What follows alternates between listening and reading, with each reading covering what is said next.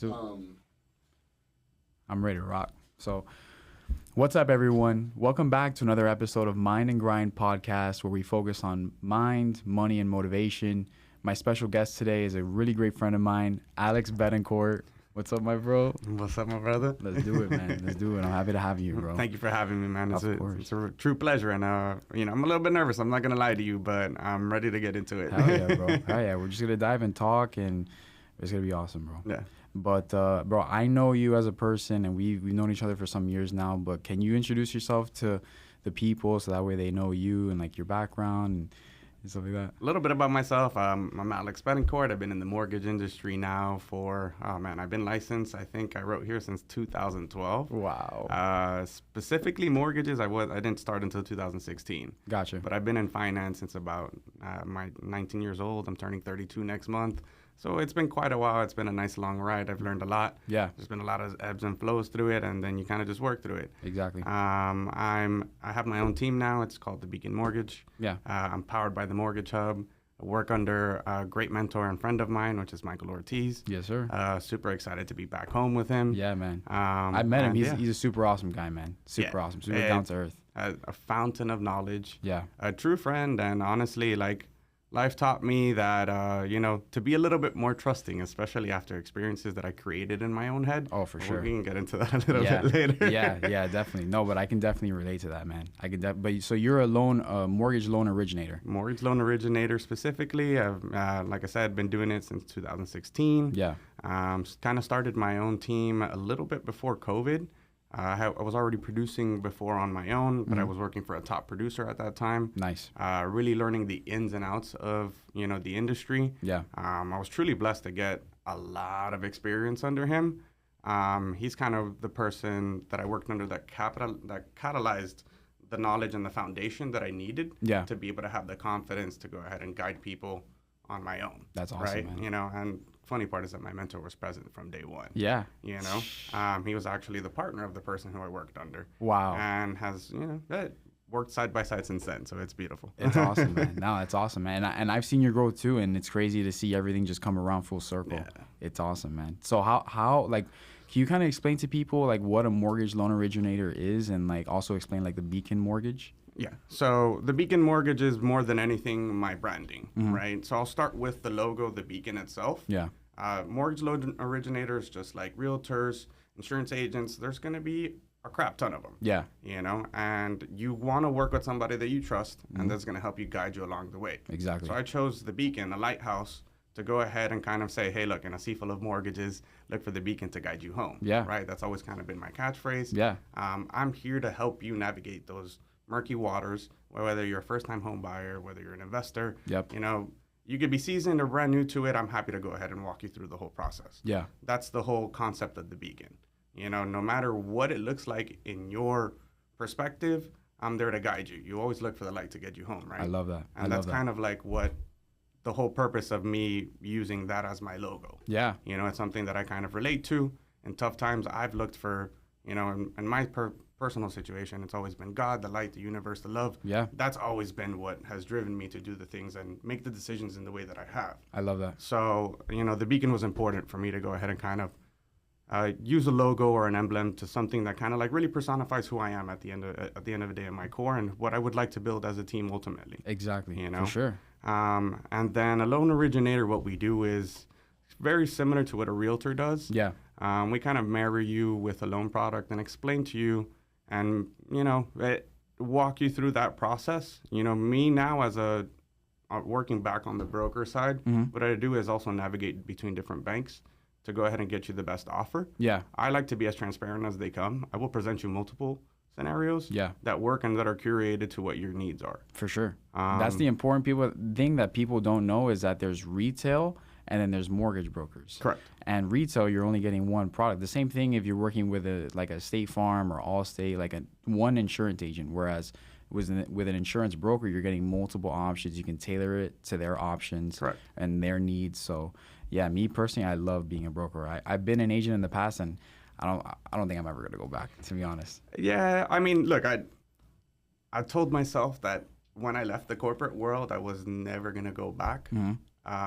And I saw what the upside to being on the broker side is. Yeah. I mean, to each their own. At the end of the day, you have to choose what personally works for you. For sure. You know, as there's loan officers in different stages in life. Yeah. A more seasoned loan officer, kind of more in the, I guess you would say, retiring position, or maybe like with a really large book of business, needs a very heavy team behind them. Yeah. Or her. Yeah. You know what I'm saying? And sometimes corporate can provide that for you. For sure. Now, brokers are actually doing very, very well to go ahead and provide that for you as well. Yeah. The more interesting side on the broker side is that banks are coming to you. They want to earn your business. They want to earn your trust. I didn't know that. Yeah. And so you can kind of get like different appointments with different banks?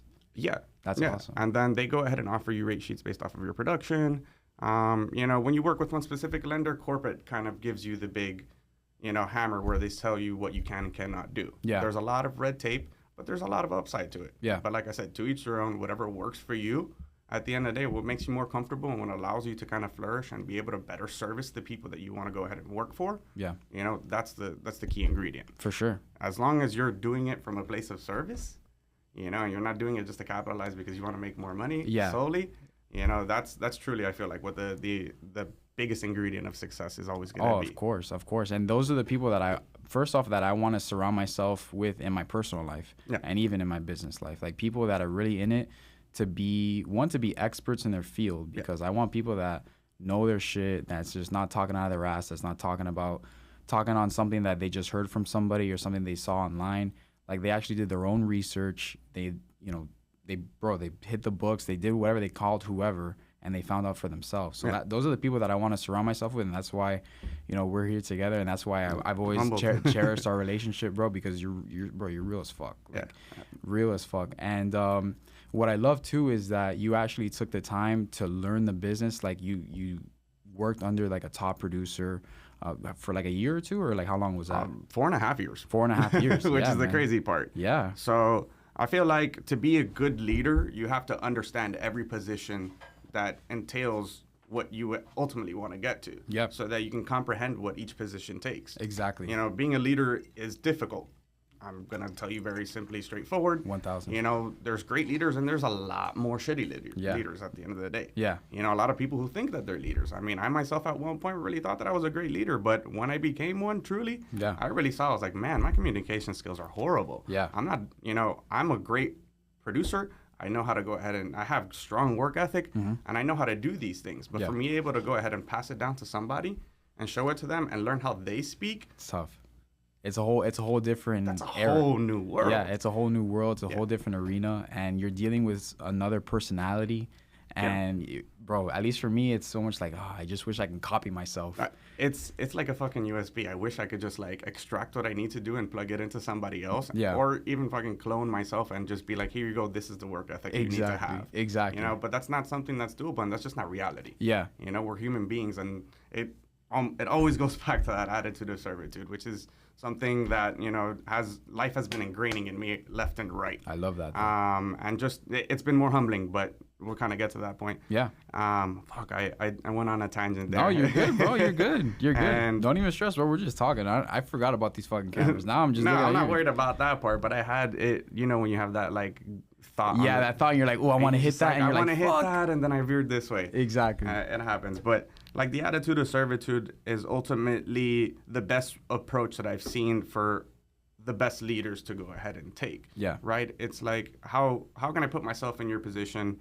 How is it that you're understanding it? Is my delivery off? Yeah. What is that I can do better so that you can grasp, so that we can ultimately reach the same goal that we both have, which is better serving our clients. Exactly. You know? Exactly. Like knowledge is something that we definitely have to keep up on. As a loan originator, I mean, doctors do it all the damn time too, right? Yeah. They're constantly reading up on new techniques, constantly reading up on new things. So are the best lawyers. Exactly. So the masters in their craft are constantly learning. Yep. Constantly opening themselves up to what the industry is showing. Exactly. You know, the moment that one huge leader goes ahead and declares himself like the best in the game, he's going to get humbled by somebody else. For sure. He is. 1,000. That's just how it is. It And always somebody happens. probably a third of their fucking age. Yep.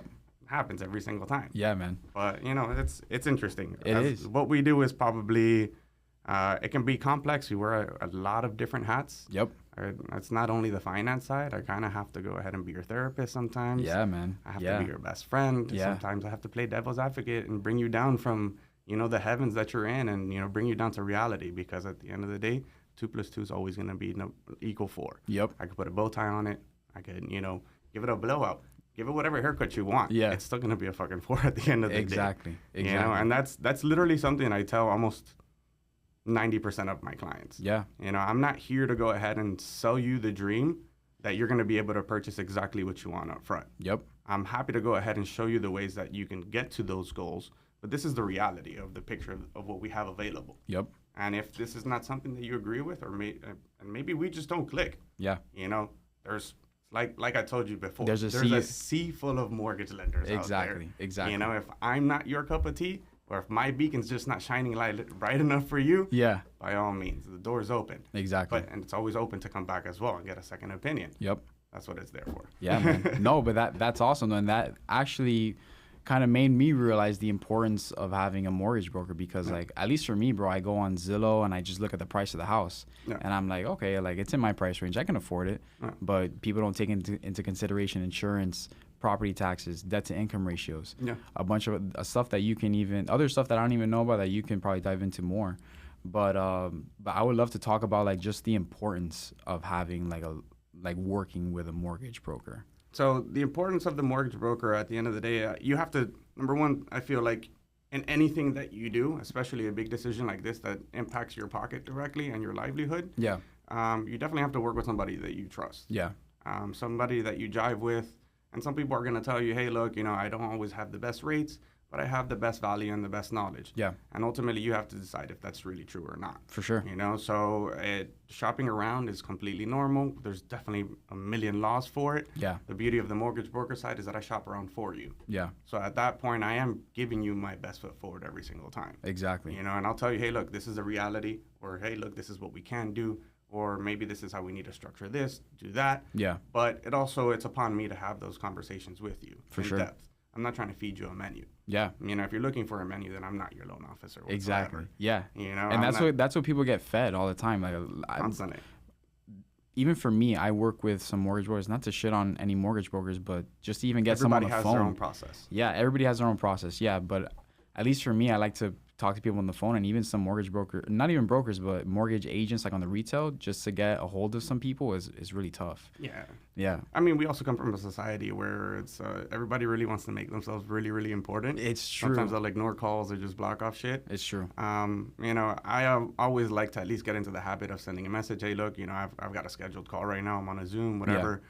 Like I can call you at this time. Is that something that's okay with you? Yeah. Like communication is important, but it's like the simplest, most basic form of what we should be doing. Yeah. Especially when what we do is create relationships with clients, with borrowers, with agents across the board. Yeah. Like communication should be standard in what we do. For sure. And if you're not communicating effectively, then you need to figure that out first. Exactly. To be a great in anything. And anything that you do. And I kind of share that with you as well. Mm-hmm. I've been pretty introverted myself. Yeah. I'm confident. It's like I've always had like the business persona, and then there's Alex on the personal side. Right? Yeah. Like I've had the same group of friends for, probably like 15 years now. Yeah. And my group of friends is real nice and tight. Exactly. And we've allowed certain people in and out, but not everybody has seen me for who I am on that side. Yeah. The beauty of life and all the lessons that we learn along the way is that like now I want to have that same type of confidence in myself to go ahead and share that same side that they see. Exactly. Just, go ahead and copy paste into what is my business side. Yep. Because my business side has been a chameleon. Yeah. It's the complete opposite of who I am. Exactly. I can be introverted, but on the business side, because it requires a certain amount of confidence and this big persona to be so that you can gain people's trust. Like I've also noticed that like it just doesn't feel like me. It's not authentic. Yeah. It doesn't feel like I'm the same person to everybody. Yeah. And one of the things that I learned growing up, I don't know if it's whether church, God, my parents. Yeah. It's like you want to be able to go ahead and walk into a room and speak to random people and have the same face in front of all of them. Yep. And then be able to walk away, and then when they're speaking about you behind your back or in front of you, they're all saying the same thing. Yep. Rather than, hey, look, he was really nasty over here, or he was really fucking great over here. Exactly. And having that, I guess, like that baseline show for everybody. I mean, you're always going to have some exceptions. Yeah. And they're always going to have moments because we're human and we're not perfect. Exactly. But like having that same transparency on both sides, whether you're personal or business, is huge. Yeah. And it's easier said than done. It is because for us, again, like how you're saying, our relationship is based on our business is based on relationships. Mm-hmm. And me as a person, I'm a people pleaser. And we're talking about the other day. Yeah. And dude, I would put on different faces for people, and you know, it came to a point where I would forget who I was. Yeah. So it's like exactly how you were saying, like I would talk to different people. Draining. Yeah, it's draining, and draining. even different people would say different things about me, and I didn't like that, and I was like, man, why are they saying different things about me? And then I realized that about myself. I was like, dude, I forgot who I was because I'm trying to please everybody and you know, break my back for everybody, but everybody just see you. One thing I forgot if it was you or somebody else that told me, but people in our industry kind of see us as like you're as good as your last deal. Oh yeah. We definitely spoke about that. Exactly. Right? Exactly. So me personally, it's definitely not like that. Like I'm valuable. Like me as a person, and like my knowledge and like my resources, I'm valuable. It's not just because I'm an insurance broker, not because I can get you the best deal, not because of whatever. It's because I can provide you. I'm not trying to sell you something. I'm trying to provide you the best option for you and be like, look, this is everything for you. If you go this route, this is how it's going to go. If you go this route, this is how it's going to go. Me personally, I'll go this route. Yeah. But these are all your options. Correct. Yeah. And I do the same thing in that transparency. And the factor of you're only good as your last deal is, man, it's so, it's true. Yeah. Until it's not. Exactly. Right? Because exactly. At the end of the day, we're not robots. Yep. We're not going to be functioning every single day the same way that we always do. We try to keep a consistency, try to keep our emotions at bay. Yeah. But what we do, because it is relationship based, is very emotional as well. It is. You know, like that's why I go to therapy myself. Yeah. Because fuck, I need to go ahead and diffuse. It's true. And I need to go ahead and be able to learn how to compartmentalize. Exactly. And a therapist is the best guide for me to do that. Yeah. You know, Yeah. other people have different ways of doing it, but that's what I've embraced in my personal life, to go ahead and be able to be better as a human being. Yeah. And be better in my career as well. Exactly. Because they go hand in hand. Yep. And now that I'm trying my hardest to be the same person all around, no matter what, Yeah. like I know that there's a marriage there. Yeah. And the same way that I see that relationship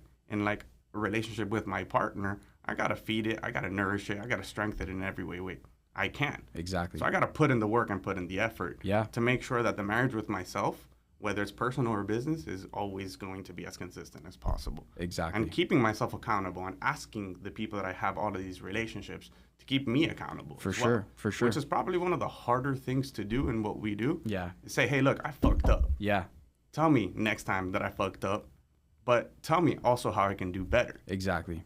Exactly. You And know? that ties in with your ego. Yeah. Yeah. and that's a whole different subject, and especially in the industry that we work in the location where we work with in Miami and South Florida specifically. Got a lot of egos, a lot of pride, a yeah. lot of characters. Exactly. And I feel like the best way that I've learned to navigate them, because coming from, we all get it. Yeah. It all gets to our head at some point. And For success sure. can be a beautiful thing, but it can also be a very humbling thing if you look at it from the right perspective, right? Exactly. Coming from nothing, I mean, my parents are immigrants. Mm-hmm. They came here. I mean, they would be considered. My parents crossed El Rio Grande. Gotcha. You know what I'm saying? Yeah. So they were illegal immigrants, worked their asses off to do what they did and provide the life that I have, and give me a baseline filled with love. Mm-hmm. And I appreciate that every day. Yeah. No matter what. Not everybody can say that they had the same experience and warranted. Like, even in the same household, we could be siblings and not have the same experience. Yeah. You know what I'm saying? It's true. And that's just life. Yeah. But I got to take that and kind of like transport it into my day-to-day and true. kind of continue to grow on it, right? Yeah. And so the opportunities that we have and we can capitalize will always mold us or create different opportunities for us to grow as people and human beings as well. Exactly. So, like, the characters and the egos, if you come at everything with that basis and the intention and the perspective of everything that you interact with is going to be from a place of love, which is so much harder to do. It's kind of the one one thing that I personally have struggled with the majority of my life. Yeah. I mean, aside from fighting the personal side and being this other business character, you know, and meshing them together, coming and doing all of those things from a place of love really changes everything. It because does. you see energy in a different way. Yeah. You see ego in a different way. You Yeah. see pride in a different way. And it becomes replaced with like the service that you want to go ahead and give Yeah. to your fellow human being, the humility that you approach things.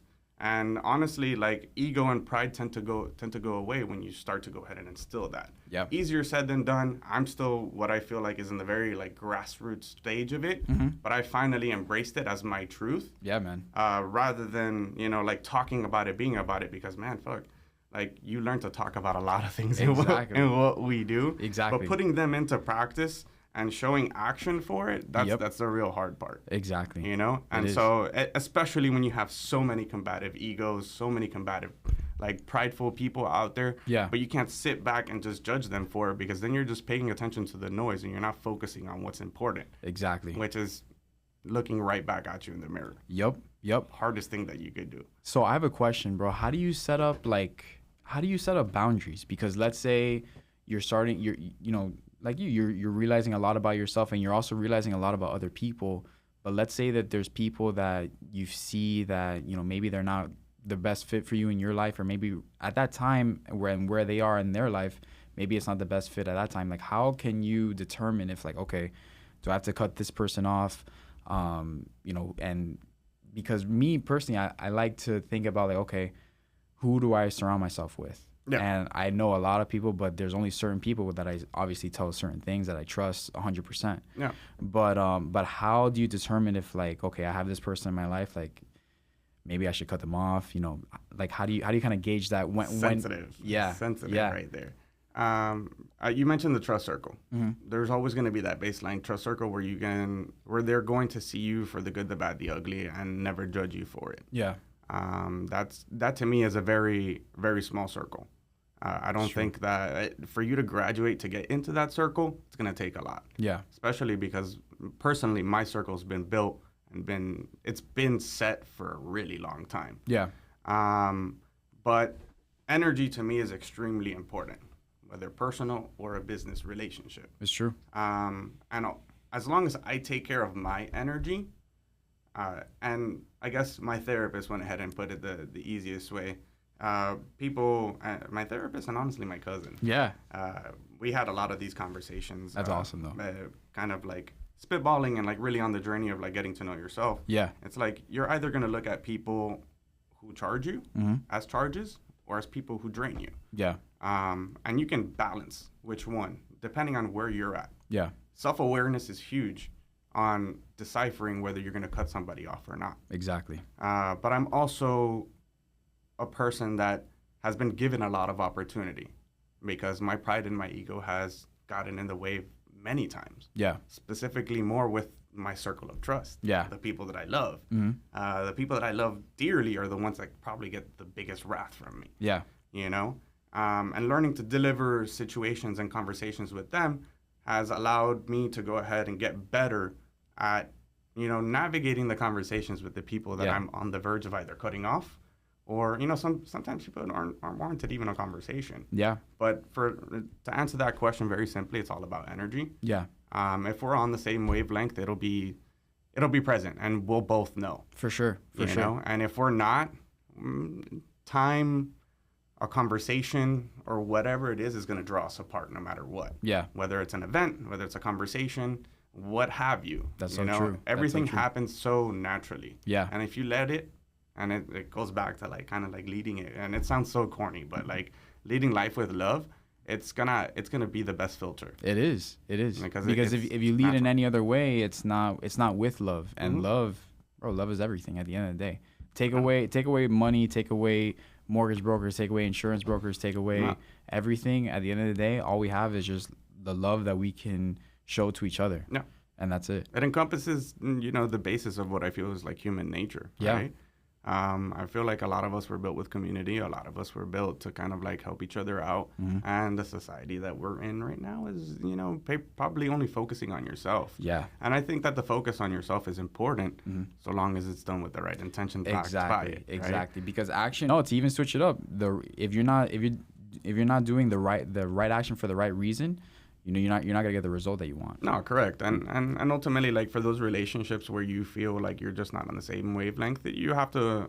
I feel like you always have to look at yourself, and it's like, am I the one to be held accountable for it? I mean, I think that all relationships take two to tango, no matter what. For sure. Whichever way you look at it. Most definitely. And it's important for both people to be able to hold accountable to overcome the differences in energy that you might have at that moment. Yeah. And, whatever disagreement you might have and then work past it from there. Yeah. If you both see fit that it's worth it for both of you to go ahead and work past it. For sure. But yeah, I mean, like the energy ultimately is either going to filter out the people by itself or and attract and replace, the people that are actually going to nourish and strengthen you and feed you and give you the same energy that you're looking to give out. Exactly. Exactly. And I feel like life has taught me that the more that you push against that, the harder that it'll become. For sure. But ultimately, it's funny because when you push against it, that tends to be the easy choice. Yeah. The harder choice is always to walk away, right? Of course. To walk away and like open yourself up for the opportunities to be filled in the right way that it needs to be filled, right? Yep.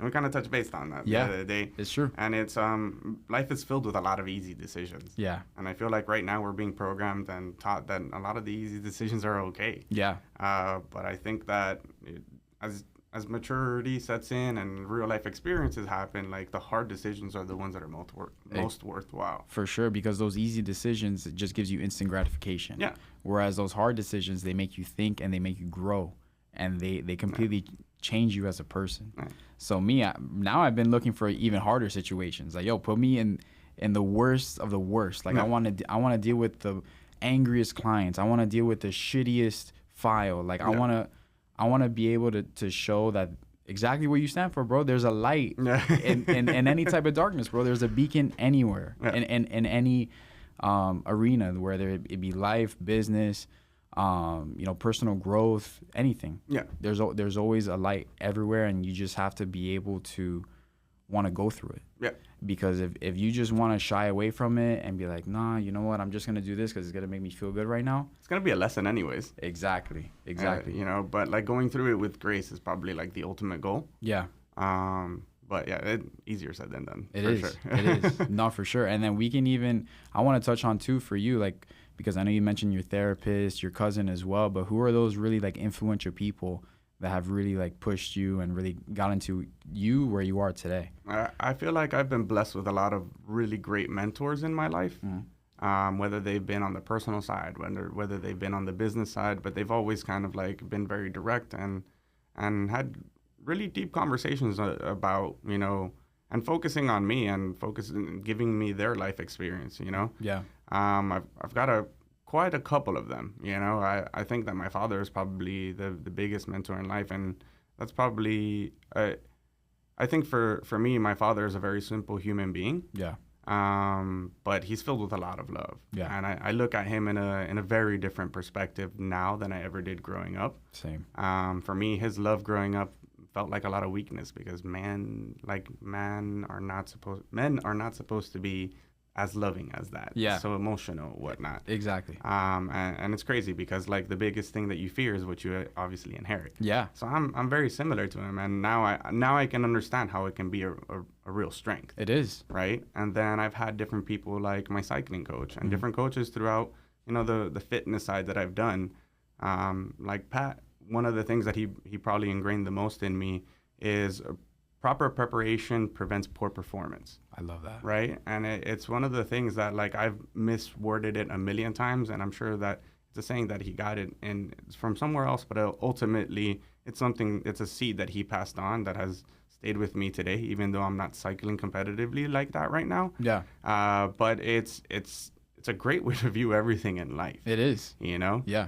Especially with what we do. If you're poorly prepared and are not on top of your guidelines and not on top of the changes, then how greatly are you going to be able to help out in a situation? You're not. And if the end of 2022 was anything more evident to me is just I wasn't on top of it. Yeah. You know, it was a great humbling experience to kind of remind me and kick me in the butt and say, hey, look, what can you do better? Where is it that you're lacking? Exactly. You know, ship up, shape up, or ship out. Yep. You know? Yep. And I think that, like, I've mentioned as well my mentor Mike a couple times. Yeah. And my relationship with him has been long-standing. That's awesome. I think that he's one of the people that in my life I'm most grateful for. Yeah. I've worked with him on the broker side for a nice lengthy time, and before that I worked in retail. Yeah. I took a break away from him for a little bit and tried something else on my own, and ultimately it just didn't feel like home. Yeah. It was a great opportunity. I don't have any regret because it cleaned up a lot of the things that I needed to learn. Yeah. Kind of like, that biblical story where, you know, the prodigal son always comes back home. Yeah. That's kind of what it felt like. And it was a agree. very humbling experience to have that conversation and be like, hey, look, I need to come home. Yeah. No, for sure, man. For sure. If there was anything that, like, I had to sit down and sit with myself as a loan originator and being good at what I do and feeling very confident in what I do, is understanding that, like, mentorship and having somebody that you can directly bounce back off of and really grow because you are like-minded individuals is important and key to my success specifically. Exactly. For sure. Because, you know, his knowledge base is deep. Yeah. You know, and he's an amazing person on the personal side as well. Yeah. You know, but I was just jaded because I had bad experiences. Yeah. And because I had bad experiences in other places, you know, my perspective wasn't in the right place. Gotcha. But luckily, life will always be the best instructor. Yeah. And if you don't learn it in that moment, it's going to provide you another opportunity to learn that shit. Exactly. You know, and so I'm grateful for all these mentors that have shaped me.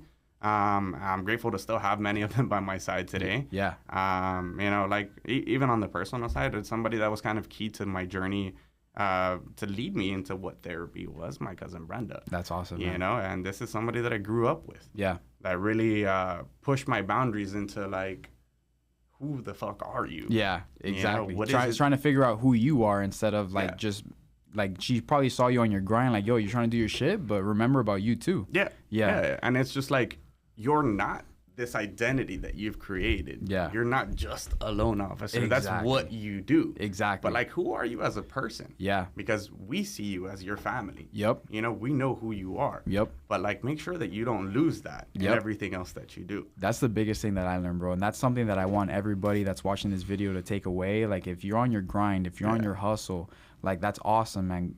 Keep doing what you're doing, but don't forget to work on yourself and look at yourself in the mirror and be like, how can I improve? And always take accountability. Yeah. Because once you take accountability, then there's no cap as to how big you can grow. And you're constantly learning. Exactly. Constantly growing. Exactly. And that for me is just, that's what life is all about.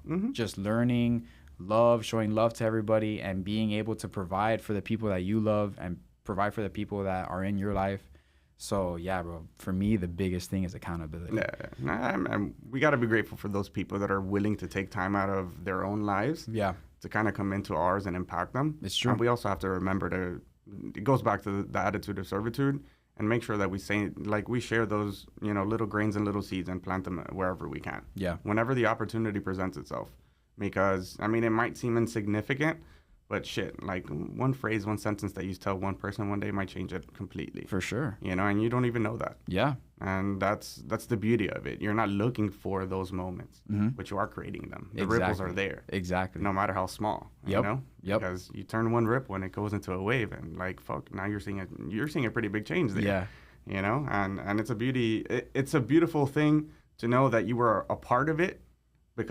And understand that you weren't the main cause of it. Exactly. Because you're never that important. You never are. There's always going to be that group of influential people that have guided you, that have helped you, that have picked you up when you felt like, bro, like, can I really do this shit? No. Like, is this really for me? And, bro, they just keep pushing you, and you keep pushing you. And another question I wanted to ask is, what is something that you would tell yourself now, what is something that you would tell yourself from, like, the beginning of your career that you would tell yourself, like, now? Or, like, the person now, what you would tell yourself in the beginning of your career? Show yourself grace. Yeah. You know? Yeah. Don't be so hard on yourself. Yeah. Don't beat yourself up for all the little imperfections. Yeah. I feel like when I got into the industry, I was a huge perfectionist.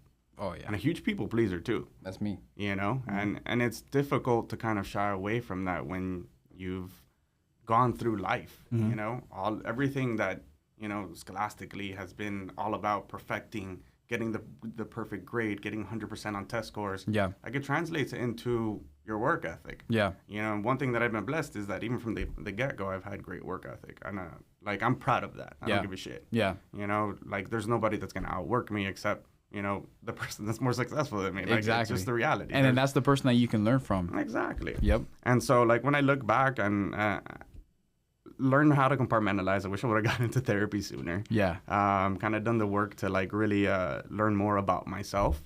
I think my voice would have shined a lot louder in what I was doing.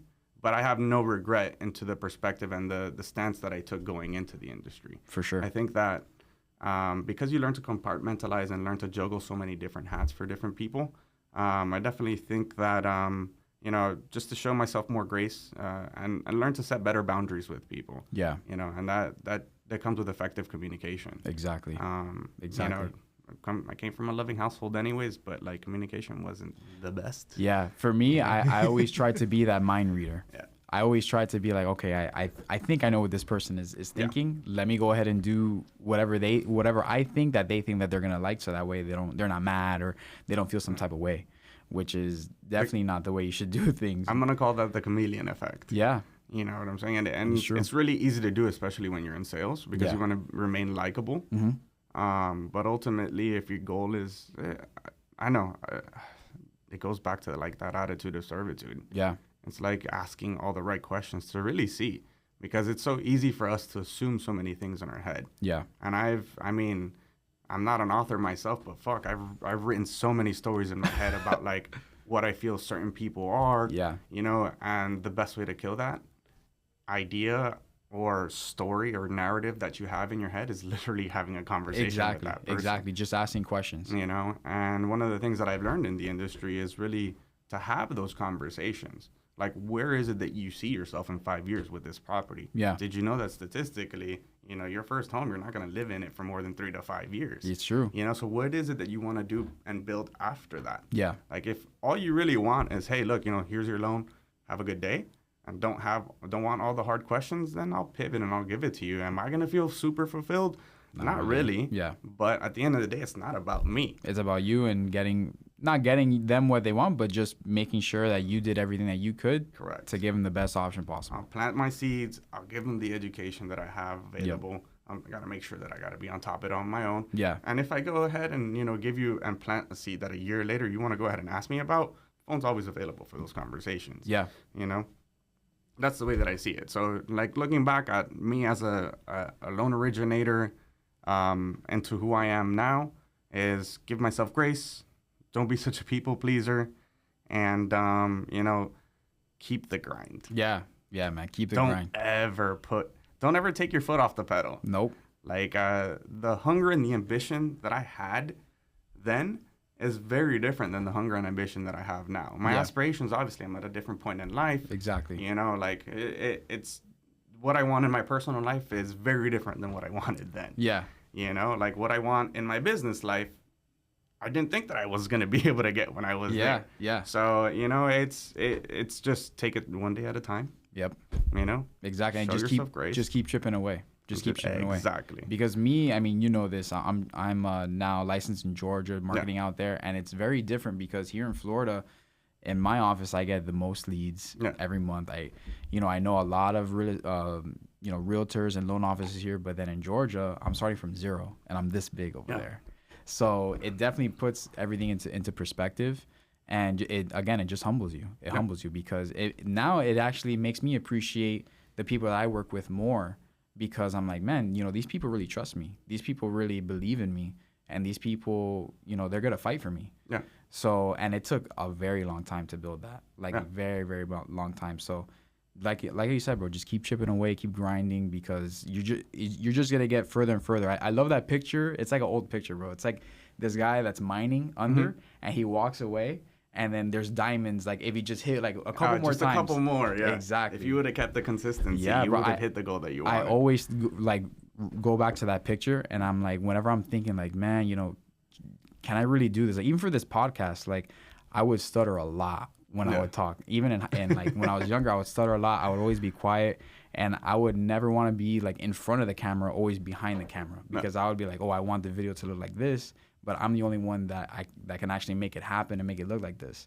But now I'm learning, like, you know what? No, there's other people with the same vision of me and the same grind, and you know what, bro? Like, I can do it. Like, why not me?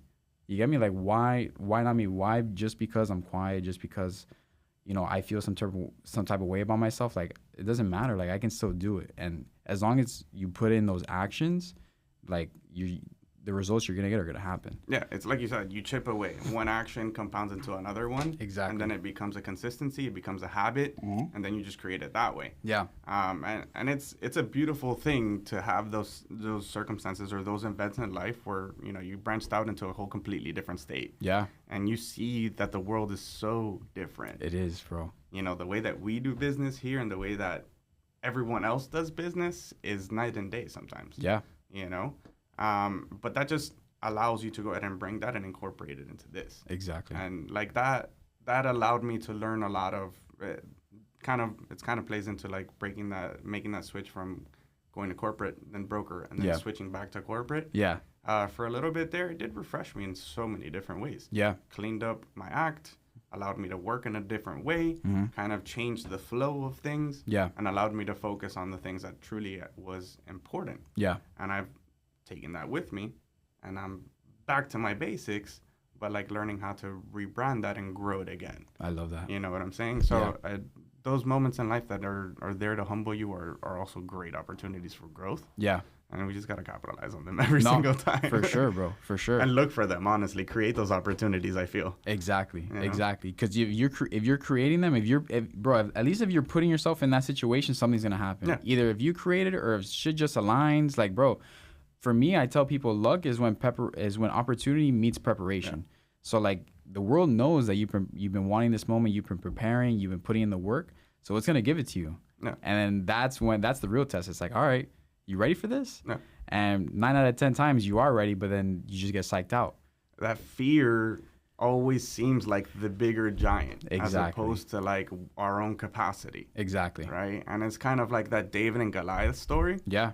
You know, nobody thought that David was going to beat Goliath. It's true. And the crazy part is that he took him down with a fucking pebble. Exactly, bro. You know what I'm saying? A pebble and a slingshot. Exactly. Yeah. And so that tends to be the perspective that in the way that we look at a lot of things in life, whether it's personal or career-wise. Yeah. You know, our biggest wall is always our own fears. Yep. And once you learn to kind of tackle them, have the uncomfortable conversations, like...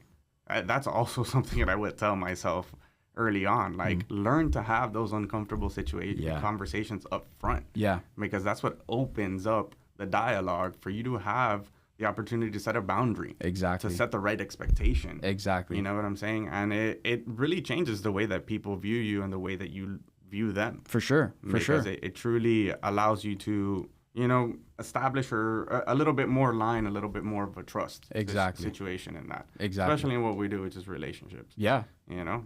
The fear can stop you from so much growth. It can, bro. So much growth. And I relate to that because, bro, I mean, a couple years ago, I would see myself as like a doormat.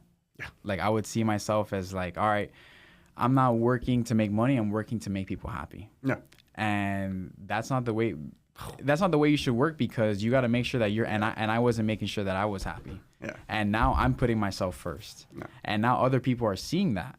And they're like, yo, there's some people that are like, hey man, what the fuck? Like, you were doing this for us, now you're not. But then there's other people that are like, yo, I respect that. I respect that, and I love that, and I love to see that, because I would see how these people would treat you. And then even them, they would tell me like, yo, why are you taking that shit from them? He's like, you know your value, bro. Like, there's a reason why I go to you, and there's a reason why I tell other people about you. So you gotta know you and trust you and love you. Yeah. And bro, that was the biggest, like my biggest growth from last year. So now I'm trying to ride that wave into this year and try and just expand on that, and really just focusing on who I surround myself with, how I'm spending my time. You know, not like, bro, like people my age be going out every fucking weekend, every Friday, Thursday. It's like, bro, I'm in the office. Like I'm either in the office or trying to build my network. Like I'm going out with a purpose, and the purpose is not to get fucked up. Yeah. The purpose is to go meet other people, like-minded people, so that way we can build, bro. Because we're the next generation, bro. Yeah. We're the next generation. We're the next thing that people are gonna The look up generation to. behind us that's coming up is already, Oh you know. yeah, man. Yeah, bro. Yeah, man. But it's these type of conversations that need to be uploaded on YouTube, uploaded on Instagram, that people need to hear, so that way shit can click. Because if out of sight, out of mind, bro. People get like, bro. Everybody has shit going on with their life. Yeah. So like you forget, bro. You forget. I mean, me, when I realized, like, holy shit, I haven't been working on myself for the last, like, year. Like, how did I even let this happen? Yeah. And it just happens. Like, you just get busy. You get comfortable. You get comfortable. Complacent. Exactly. That plateau doesn't seem like a plateau. It seems like, oh, it's a steady build. Exactly. It really is. But no, once you look back, you're like, fuck. Yep. It's almost a decline at this point. Yep. Exactly, you bro. know? Exactly. And going back to, like, being able to share these conversations and being able to communicate, like, once I got over the fear of having those uncomfortable conversations, especially with the year that we've had. You know, real estate right now has been interesting. Yeah. It's a never before seen market. Yeah. It's very unprecedented. I want to get your view on that after Yeah. this. So, like, there's so many of us going through the same emotional roller coaster, Yep. especially as loan originators. Like, you know, you go from having a high of, like, I mean, I went for, I basically doubled my pipeline every year for 3 years in a row. You know, which is a beautiful thing. I hit numbers that, like, with the small team, you know, that we formulated of efficient people who really love what they do. Yeah. You know, it was pretty crazy to do the things that No, we it did. is. It is. You know, and I decided to kind of do, like, a little curveball at the end of it. But, like, it is what it is. Yeah. We make decisions, we roll with it, and we learn from it. Exactly. You learn from it. You know? Exactly. And, like, but having those uncomfortable conversations, sharing that personal side of the perspective that I was going through allowed me to see that other people were feeling it too. Yep. That I wasn't on this fucking island that I continued to place myself on. Exactly. You know, there was kinship and camaraderie in the sense that, like, yo, you're going through it just the way that I'm going through it. Yep.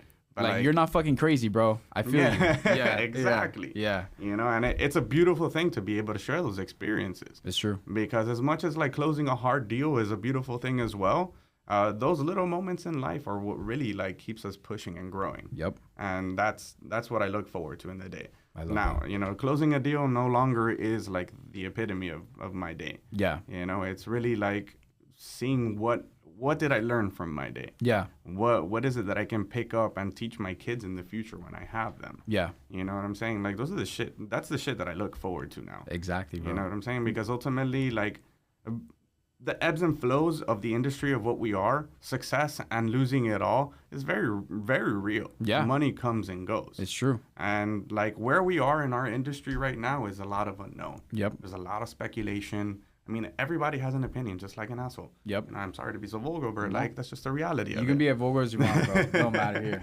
You know, and that's just the reality of it. Everybody has their take. Experts are going to say that, you know, things are going to turn up. Yeah. I mean, the reality is that we've been living in, you know, a recession-like state for a while now. Yeah. You know, and we're trying to figure out what it is that's going to be the next step. I hear you. You know, what I tell everybody is it's very simple. If you're going to be comfortable with the payment, and this isn't like a forever goal, think about the factor that, like, it's easier for you to go ahead and purchase and invest into that equity. Yeah. And invest in yourself, essentially, as opposed to you throwing it away in rent. Exactly. But renters, they're always going to be around.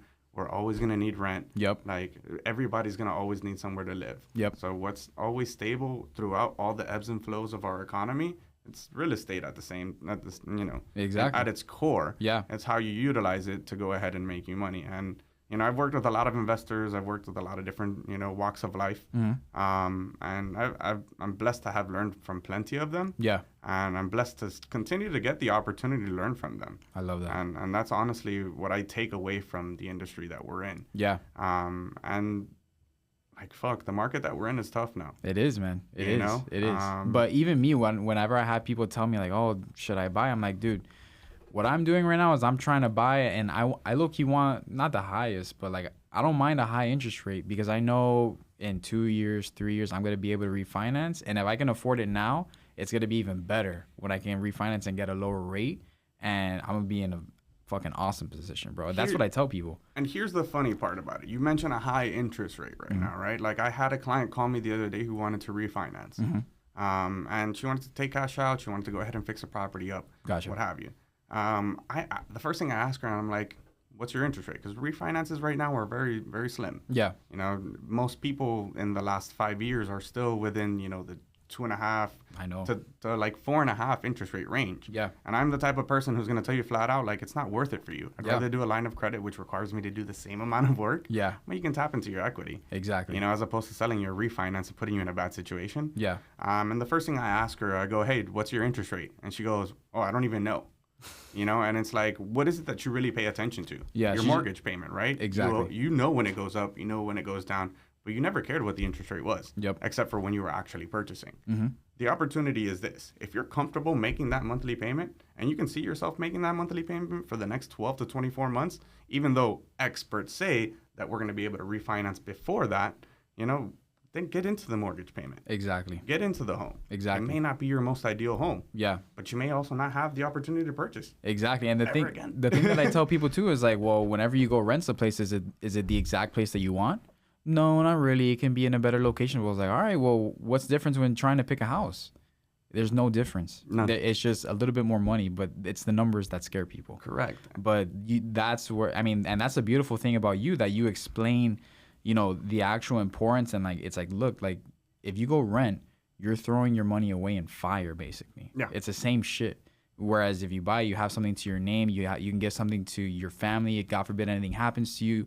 You know, if you're tight, you know, you have credit card bills that you need to pay. Yeah. Take out a line of credit, refinance or whatever. And bro, like me personally, my dad, he was in a really bad position financially just because of shit that happened to him with his health.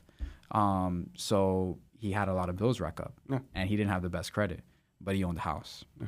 And bro, he was able to refinance, take out a shitload of money, and got rid of his credit. He even he had a boat, sold the boat, paid off the boat, and now he's closing on another property in next month in March. That's a beautiful thing right Exactly. there. You know what I'm saying? And that's what I tell people all the time. It's like you can pay attention to your aunt, your uncle that's telling you not to buy because the market's going to crash tomorrow. Yep. Everybody has an opinion. Everybody has speculation of where it's going to go. Yep. But only you can decide of what you're comfortable making payments on. Exactly. Right? Because ultimately, you got to put your big boy, big girl pants on and decide, hey, look, is this really the step that I want to take? Yeah. I got to take it for myself. Yeah.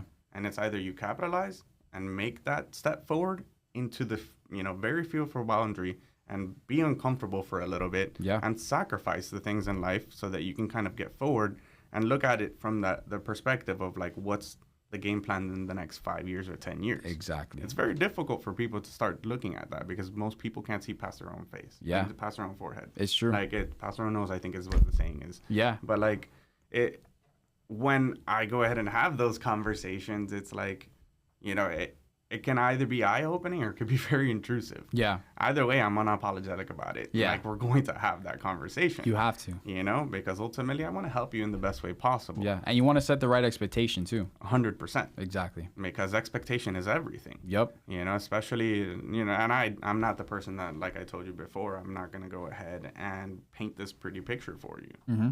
It's black and white. Yeah. The math doesn't lie. Exactly. Which way you go ahead and paint it. Exactly. So it's up to you to go ahead and make that decision if you're going to sacrifice and grow for yourself, or if we're going to go ahead and pivot and maybe take a look at something that's maybe less than ideal. Yeah. But at least is a stepping stone to get you to your ultimate goal. Exactly. Especially and like looking at more of the younger buyers in the market. Mm-hmm. Kind of like millennials who are anywhere between like early 20s up until like 35. Yeah. A lot of people have the capacity to purchase. Yeah. I think that COVID was pretty big in moving the perspective of like, life is all about experiences and how much you can travel. And like, listen, if that's your perspective on life, by all means, like continue renting and do what you want to do. Yeah. But like, experiences are fleeting. Yeah. Memories also kind of go, and time is something that you never get back. Exactly. So, it's where your priority lays. Yeah. If ultimately you still want to come back to something that you can call home and truly call yours. Exactly. then that's kind of like you have to pivot away from that for a little bit. Yeah. Sacrifice, get into your home, make it your home, and then you can always go back to that so long as, financially it makes sense. Exactly. But like, I'm here to go ahead and tell you, hey, look, you can shop for this.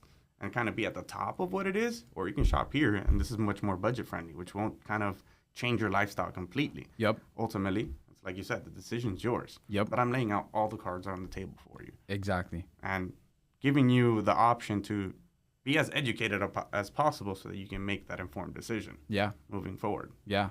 So can you explain to people, like, I don't want to say what the minimum is, but what is like your recommended like portfolio of like, okay, you have these in place, you can buy a house.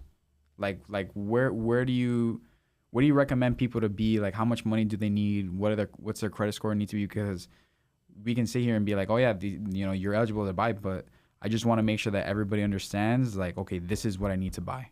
Got it.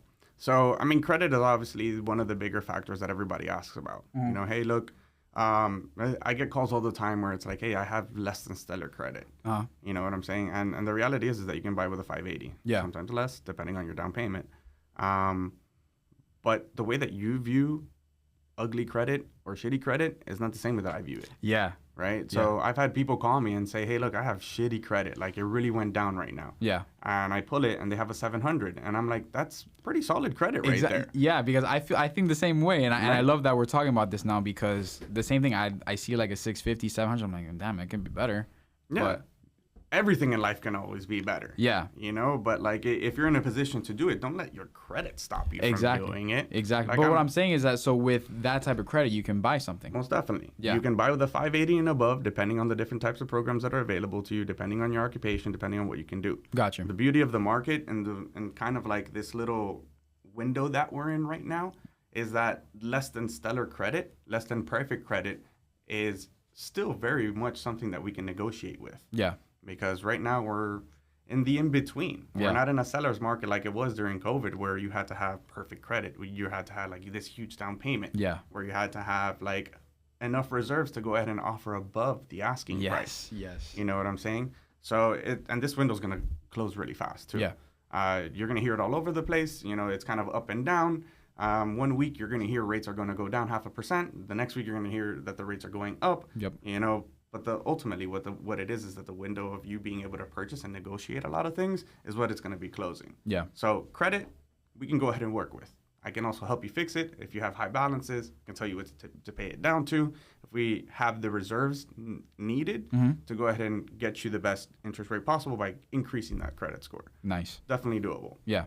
Reserve-wise, depending on your case, there's a lot more down payment assistance programs coming out. The beauty is of the market and the position that we're in right now, there's a lot more opportunity to take advantage of those. Yeah. We've just spent the last 3 years I haven't done one down payment assistance program. Wow. You know, while we were in the peak of COVID, those were just like ugly words. Yeah. It was worse than you having, terrible credit. Yeah. You know, you're using down payment assistance. I'm sorry. I'm the seller and I know that I deserve $10,000 above my asking price. Yeah. You know what I'm saying? And the reality is that everybody qualified. So it's just, and that's the last couple years was kind of an unrealistic picture of what home buying is really. Yeah. You know, people forget that prior to COVID, we were in the 4.5, upper 4s, mid 5s, and that was our norm. Yeah. You know, now we're seeing 7s, which, yes, it does change and doesn't affect your purchasing power. Yeah. But the beauty is that you don't need to have a shit ton of reserves to go ahead and purchase now. Gotcha. If you have your down payment, closing costs can be negotiated. Yeah.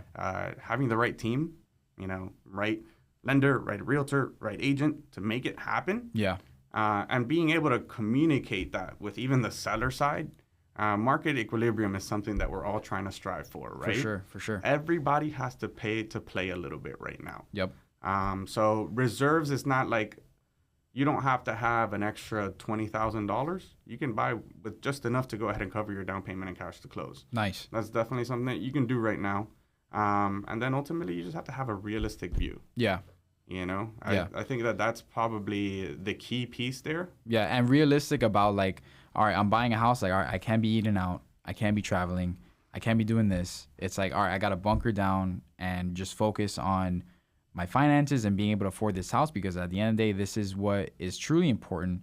And this is what's going to set me up for what I really want in the future. Yeah. Because to even go back to what you were saying, like, bro, when we die, nobody's going to remember, oh, Julian went on this trip. oh, Julian went out with this girl. Oh, Julian went to this place. It's like, no, Julian bought his house. Julian has a bunch of different houses that we can all capitalize from. Like, thank God that Julian did that. You got me? Yeah. That's what they remember, bro. And that's really how you leave your mark. And create generational wealth, which is like, Exactly. you know, it's also something that's kind of changing, especially with the amount of investors right now. Yeah. Because of like this pit stop that we're at in this market. You know, there's a lot of investors out there with deep pockets, and they're buying out a lot of property. Yeah.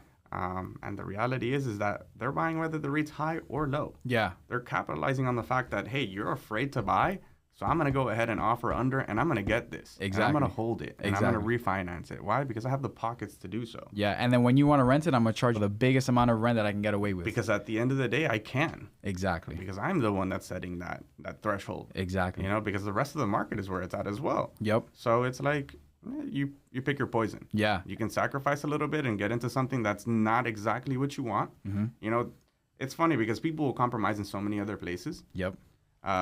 But when it comes to like seeing themselves, that's probably where they shouldn't compromise. Yeah. You know, and that's in everything in life, whether it's you're purchasing a house, Yeah. or you're just carrying a friendship, or picking a partner, or even like going in the day to day with life. It's true. You know, you shouldn't compromise on the things that like are must haves for you. Yeah. You know, Which is funny because we all compromise on health. Like we all compromise like, I shouldn't go. I can't. Like I'm not gonna go to the gym today. I'm gonna be fine. Super I'm gonna easy. eat this burger. But super easy to make. and then those decisions. and then we put in a bunch of effort into other spaces. But then like our health and like our family is when like sometimes people put in the least amount because that's what we take advantage of. Yeah, and what you end up ultimately doing is giving less than 100% of yourself to everybody else, including yourself. Yep. You know, and that's less than ideal in any situation. Ultimately, you're always losing there. Yeah. Exactly. Exactly, You know? bro. So that's for sure. So when it comes to purchasing right now, I think that there's lots of opportunity. Yeah. If you want to dive into it, you know, feel free to reach out. Yeah. I'm Make happy sure to make walk sure to you hit, through it. Yeah. Make sure to hit up Alex, guys. Where can Yeah. everybody find you? You can always reach out to me on through my Instagram account. I'm resetting up the website now because it's changing from the corporate to the broker side. That's right. Instagram handle is @mortgage_Alex. There you go. And then you can always call me 305-924-5386. There we go. Call me, text me. I'm out of the time. We don't do 9 to 5 here. Exactly, bro. We grind it 24/7, bro. Yes, sir. 24/7. I love Except it. when I'm with the family. Exactly. But I'll bro. let you know that. Exactly. Remember, guys, set that boundary. Family's important and yourself is important. It's not everything's not work. Everything's not work. Yeah. Work hard, play hard. Exactly, bro. A question for you, bro. I know the average like debt is around like 16, like maybe 20K in credit card debt. I don't know the average because I see so much of it. Maybe not so much as 16 to 20. Gotcha. If you want to go ahead and include like a vehicle in there, then yeah, a credit card debt can be up there. People tend to get afraid when they're seeing more than $10,000. Got you. Especially if, you know, the average income is, you know, 50K. Yeah. That's 1/5 of their total annual income. Yeah. So they get scared really, really quick. Yeah. And generally, I don't see people with too heavy on the debt side for the simple fact that they have no idea where that credit score is going to fall. Gotcha. Right? So, I mean, you asked me what it is that it kind of takes for a bar to actually apply and be able to be approved. Yeah. I mean, the process for the client is always the same, no matter whether they're brand new and this is their first time and we're hand holding throughout the whole process, or they're a seasoned investor. Yeah. I need to take an application. I need to review your credit. I need to review your income. I need to look at those liabilities.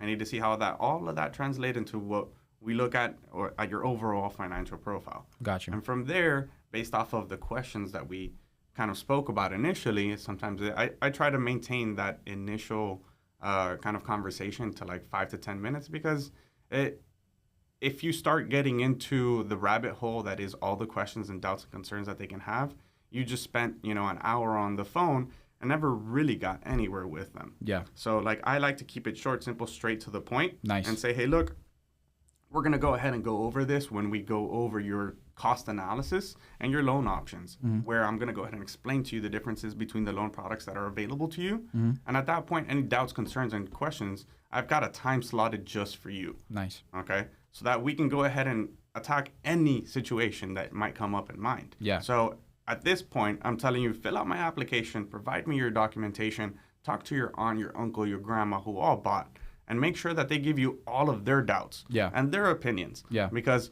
I want to tackle them in that time in that time slot that I've got set for you. That's crazy because I don't hear any other loan originator, nobody else saying that. Like, hey, go talk to your family and see what they think, and then come back to me and we can tackle everything together. You're gonna do it anyways. Yeah, because I'd rather nip it in the butt. My favorite ones are always the ones that I've already gotten pre-approved by somebody else and they had a whole experience with somebody else. Yeah. The first thing that I ask for is give me a blank slate. Yeah. I don't want anything to do with their experience to affect our experience. Exactly. You know, it's almost like you had a bad experience in a relationship and now you're going to penalize everybody else that comes forward with it. Yeah. And that happens more often than not. For sure. Everybody gets triggered in different ways and that's completely normal. And I respect that, but I see that for what it is. So I make sure that I say, hey, look, I understand that you had this experience. I make sure that I speak to my referral partner and say, hey, look, how shitty was it? Yeah. Like, how much do I have to go ahead and walk them through it? How much therapy do I have to give them? Yeah. You know? And so I say, give me that blank slate. Give me an opportunity to show you the way that I do things. Yeah. Because no two loan originators are going to truly do it the same. It's true. You know? It's true. And even if we all have like the same mentor teaching us the same exact way, we're going to sound similar, but we're still going to do it and personalize it our own way. Yeah. Because the perspective that I have on your financials, I might be more conservative. I might be more aggressive. Yeah. Another loan officer, you know, might be exactly what you need. Or maybe you can even go out, get that second opinion and see who really is giving you all the value that you deserve. Yeah. You know, and so that's part of the process. Yep. I have an open transparency. I think that like if you're going to, right now, especially with the generation that's coming up and the internet being so widely available, you're going to shop, especially if you have like this picture perfect financial profile. The people that shop the most and are the least trusting are the ones with like stellar credit. Yeah. They don't have to have like, you know, perfect down payment or the perfect 9-to-5 job. Yeah. But they have stellar credit and they're going to say, hey, look, because I have great credit, I'm going to go ahead and shop you around. So my first answer is I shop around for you, but by all means, go ahead and, you know, let me go ahead and get you through the pre-approval process. Yeah. And then shop me so that you can get the full experience. Exactly. You know, and you know, there's been times where they go ahead and take my game plan and they go ahead and take it directly to somebody else and they get fed a menu and they copy it. And you know what? Kudos to you. You did what was in your best interest. Yeah. I no longer get mad at it. Yeah. For the simple fact that you did what was best for you. But at the same time, if you're going to do that, give me the opportunity to go ahead and see what else I can do for you. Exactly. You know what I'm saying? Because I'm giving you the transparency and saying, hey, look, the door's open. Yeah. Ultimately, I'm a tool in your toolbox. Yeah. That is facilitating getting you to your ultimate goal, which is either purchasing your first house or purchasing your 10th. Yep. Whatever it may be. Exactly. But give me the opportunity the same way that I'm giving you my game plan and giving you everything that I've got for you up front that I've curated just for you. Yeah. Whether it might be similar to somebody else's or not, but it is curated for you. Exactly. You know, give me the same respect that I'm giving you and go ahead and give me the opportunity to see if I can do something better for you. For sure. You know? Yeah. But that's all about setting the right expectation. Yep. Making sure that I'm servicing them the right way, taking the time to go ahead and do so, and not trying to rush through my process. Yeah. So that's definitely that's key to what I do. For sure. I'm not always going to be the fastest. It always depends on the availability. It depends on how clean, you know, the pipeline's working through that moment or not. Yeah. But I'm always going to put my best foot forward. Of course. If there's anything that 2022 has been a reminder of, is to get back to doing that more than ever. Yeah. You know? Yeah. And doing that consistently, whether the market is on a high and rolling out 2 million loans every 2 seconds, or it's like two loans every year. Exactly. You know what I'm saying? But it's about keeping to the standard and making myself holding myself accountable to a standard that I'd like to create experience-wise. For sure. So, for sure. You know, a buyer that's new, seasoned, whatever, you know, throw it at me. I want to work with you. I want to earn your business and I want to earn your trust. Yeah. I'm not looking to do this one time for you. Exactly. I'm trying to do it as many times as you're willing to go ahead and take the risk on it. For sure. So can you walk me through like your process? Like let's say, hey, Alex, I have a client that is looking to buy a house. So generally, most of my referrals come from my referral partners, being title companies, being real estate agents, being an insurance broker. Yeah. And also even being like, I work with very few, but a couple, you know, retirement and financial advisors as well. Nice. So we have different outlets. And ultimately, I thank everybody for the opportunity and for the trust to go ahead and work with them. For sure. Because that's what it is. It's an opportunity to go ahead and impact somebody else that you already impacted, and I have to make sure that I'm putting my best foot forward to make you look good too. Exactly. Aside from, making sure that I'm consistent with my experience that I go ahead and set forth for myself. Yep. And so I do that onboarding call. We kind of set the right expectation of what we're going to do. Nice. I make sure I send out that application. I go ahead and have them fill it out. If they're not filling it out, I do my follow-up. Make sure that I pre-screen everything once it's done. Make sure that I have all of my documentation. Take my time to go ahead and build out a game plan based off of what we spoke about. Mm-hmm. Okay. Then I go ahead and show you this presentation. And this presentation, it's a cost analysis that I built out specifically for you. And we're going to go ahead and utilize that same tool to go ahead and allow you to go shop in the market and say, hey, look, I've taken a look at this price point. It's just not working for me. Let's go ahead and increase it, decrease it. But you have a pretty good generic game plan set in front of you of what your ceiling is that you can qualify for. Yeah. Depending on what it is your goals are. So yeah. I have people wanting to purchase single families, condos, townhouses, multifamilies.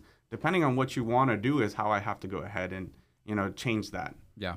That platform for you. Mm-hmm. Okay. And based on that conversation that I slot out for you, it also changes within that conversation because I change it on the fly. Yeah. Like yesterday I had a conversation with a client starting at 10:30. We almost finished at midnight. And I changed that game plan for them and I went from 2 simple products, which I knew that I was going to do this because they're looking at it from ultimately building a real estate portfolio. And making sure that I was going to leave these other 2 slots open so that I can, look at other options and show them other options, but do it on the fly so that they see that ultimately I'm putting myself in their position and seeing what's what's in their best interest. Exactly. And so we'll do that a couple times until you find your perfect home.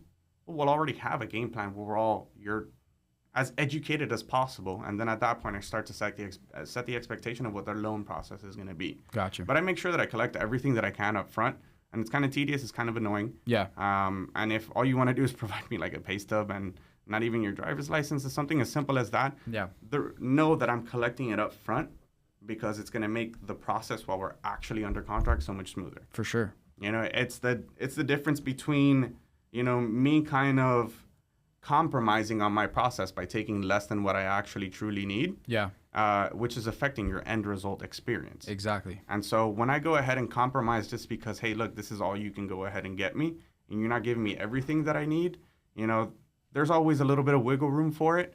But no one understand that does affect the end result. Yeah, that's what people need to understand. Like, you need to give everything up front. Whatever you ask for, whatever you need, that's what's needed to get you the best option for you. Yeah. And a lot of people are just like, nah, you can do it my pay stub, like, nah. And that's just the importance of communication. That's the difference between like the pre-qualification and the pre-approval process, right? So what's like, can you explain like the difference between pre-approve and pre-qualify someone? So pre-qualification is almost like stated income. I'm taking your application and not really verifying any documentation whatsoever. Okay. The pre-approval, I'm pulling your credit, whether it's a soft pull or hard pull. I'll do a soft pull if you're not really looking to purchase within the next like 90 days. Mm-hmm. Hard pull if you are an aggressive, shopper. Yeah. And I want to know. I'm gonna have that conversation. Yeah. It's part of the questionnaire that I go ahead and ask up front. So that I know how to pivot and navigate that. Exactly. But I lost my train of thought there. You're fine. I have another question. Time? Hold on. Let me circle back real quick. Go. And then the pre-approval is that I'm actually doing all of that process completely together, right? I'm pulling credit. I'm verifying your income, looking at all of your assets, seeing if there's any red flags in any of that, communicating that to you, tackling it to you, and then going ahead and giving you that presentation. I love it. Okay. I'll give you the presentation even with the pre-qualification. Yeah. You will not be prioritized. I'm going to be very honest with you. Yeah. Just because if you don't want to give me everything, I also can't give you 100%. So I'm going to match you on that energy. Exactly. Understand that. Yeah. And then, it's still my best foot forward, but you're limiting me with what I can work with. Yeah. That best foot forward is a smaller step compared to if they gave you everything, where you can have a bigger step and have a bunch of more options ready to you. Tell people all the time, it's like, you're not going to go to the doctor's office and, let's say you're having, respiratory problems and not have them, whip out their stethoscope and listen to you breathe. Yeah. Something as simple as that. Yeah. You know, and if you don't let me pull your credit, I'm not really seeing the full spectrum Yep. of what we can do. If I'm missing a pay stub and you make commission or overtime, and I'm not really grasping and grabbing all of your income, especially with the changes that are occurring now in the Fed. Yeah. You know, it can change. It can mean the difference between you paying an extra 150 bucks or not. It's true. It's true. I literally had another person that I was working on, another client, that their loan officer said, oh, we actually, because they hit me up for a debt to income ratio issue. Mm-hmm. And then last minute, like, oh, we actually found that the client made $6,000 extra last year. So we're good. And I'm like, wow, $6,000, that's it? Like, if the client just told you, we would have not had any of these issues. Correct. And that's what she told me. Like, yeah, if the client just told me up front, I wouldn't have had you jump through all these hoops. So that's very important, because if you don't have effective communication up front and set everything on the table transparency, you know, you're not going to get the result that you want, or there's going to be hiccups that really shouldn't happen. Correct. Yeah. And it ultimately affects your own experience. Exactly. That's for sure. Exactly. You know? And bro, so another question is, when is the best time to buy? Like, maybe not the best time, but what times during the year should people start looking to buy? Is it like beginning of the year, summer, end of the year? Like, peak times are always during the summer, and that's when the most people are out buying. Mm-hmm. Investors tend to go ahead and purchase at the end of the year. Gotcha. That's when you get more, I guess, volume. For some people, it's a lot slower, but I work with a good amount of investors. Mm-hmm. So the end of the year tends to be pretty nice. Yeah. But that's because they're trying to go ahead and, you know, offset their expenses, their income, I'm sorry. Yeah. So the time is right whenever you feel it is. Nice. You know, if you're in the position to go ahead and purchase and you feel like your financial profile is where you want it to be, and ultimately I think that decision is not solely made by you. We have to make that together. Yeah. Once you have the clarity of the numbers in front of you, then you can decide if it's best for you or not. For sure. You know, but I think that, like, you making that assumption is not something that you should be doing. You're not doing this day in, day out. Yeah. You know? Exactly. And you can get a lot of hearsay and an opinion from everybody, but, like, ultimately it's not exactly your situation. Yeah, exactly. You know, I feel like a financial profile is just the same thing as a thumbprint Mm-hmm. or a fingerprint. Yeah. You know, I don't think that any one of your 5 fingers even have the same fingerprint. So it's like you can look at your own hand and not have the same situation. Yeah. So how do you expect you to have the same situation as your mother, grandfather, aunt, uncle, you know, whatever it is? Exactly. It's true. That's the same thing I tell to my clients. I'm like, dude, how do you expect your rate to be the same as your neighbors when your neighbor has a totally different credit score? They maybe own more properties than you in the past. Maybe it's their first time owning a home, and this is your second, third time getting a home. So there's different history that has to be taken into account for different factors that definitely affect your overall, you know, portfolio or profile. Exactly. You know? Exactly. So that's definitely those are things that people don't understand, but that's why we have to make sure that we educate them on it. Yeah. And ultimately, the more clarity and transparency that they have, the more comfortable they will be working with you. Yep. And if they don't see the value in that, then honestly, that wasn't your client to begin with. Exactly. That one was for the streets, as they say. Exactly, bro. For sure, man. For sure. Yeah. At the same time, they got to respect you and your process. Yeah. Like, I'm not out here to be everybody's lender. Yep. You know? Yep. I'm out here to go ahead and search for the people that are going to match my energy. Yep. It's as simple as that. Exactly. And like I said, if I gave you the game plan, you took it somewhere else, and it made sense for you, yeah. Vaya con Dios. God bless you. Have a good day. It's all good over here. It's just business. It's not personal. Yeah. If I see you down the street, you're going to avoid me. I'm going to say, what's up? Exactly. You know? Exactly. Bro, so what's like one of the common questions you get from realtors? There's so many of them. Yeah. Mostly the different types of programs that we have available, right? I think a lot of realtors don't have so much trust with the lender partners that they have. Yeah. I mean, like I tell everybody, I'm a tool in your tool bag. At the end of the day, I rely on you to go ahead and bring that business over, because I don't have like a storefront, a brick and mortar shop where people are just walking in so that I can refer them back out. Yeah. I will get, word of mouth and leads that I get to go ahead and place where I feel that the energy is going to match, so that we're all working as like-minded individuals. But those opportunities are more, few and far in between. Gotcha. Right. So I think that the videos that I get asked most about is like different loan products, different things that come up in the industry. Like the temporary buy down is something that is super underutilized. Okay. And it's one of the better options to go ahead and create market equilibrium. Can you go into that? So the seller buy down or the temporary buy down is something that we actually did pre-COVID. Okay. Right. So when rates started to jump up, we go ahead and factor in a higher offer amount so that we can utilize that as a seller credit. Okay. Obviously, the comparables have to be there for it, but what it does is it nets the seller what they want, okay? And this has to be an open conversation. And this is where you have to work as a team. Yeah. And be comfortable with having those uncomfortable conversations and say, hey, look, Mr. Seller or Mr. Listing Agent, can you speak to your seller because you're representing them and say, look, this is what you want to go ahead and net. There is a little bit wiggle room, especially in the market that we're in today. Can we go ahead and offer this amount because we'd like to go ahead and qualify for this program? Gotcha. Which allows us to keep it at a more comfortable monthly payment, but while financing some of these costs. Yeah. So what it does is it nets the seller what they want to go ahead and make, but also keeps the buyer happy because they're at a mortgage price point, a monthly payment that is budget friendly. So you're not underselling. You as a seller is not going to feel like you're being taken advantage of because the transparency of the communication is there. Yeah. Hey, look, this is what we're doing. It's on black and white. Okay. The comparables are there. I want to go ahead and help you sell your house faster, but at the same time, I don't want to go ahead and feel like I'm taken advantage of. Yeah. Okay. So one hand helps the other one out. For sure. And that's something that the temporary buy down has been offered since before, COVID. It's just now been more marketed and more popularized. Yeah. But it is something that we've done for a long time. A long fucking time. Yeah. What about hometown heroes? I see a lot of people talking about that now. The hometown heroes also, I feel, is super underutilized. Right now it's better than the market rate where it's at. It's a great product that, Florida specifically, Florida Housing is offering to all of our heroes. Anybody in the medical industry, any vets, any in the task force, like police task force, anybody in the Army can go ahead and capitalize on this. If you're a first-time homeowner, never bought before, or haven't been on title for at least 3 years, then you can go ahead and use this program.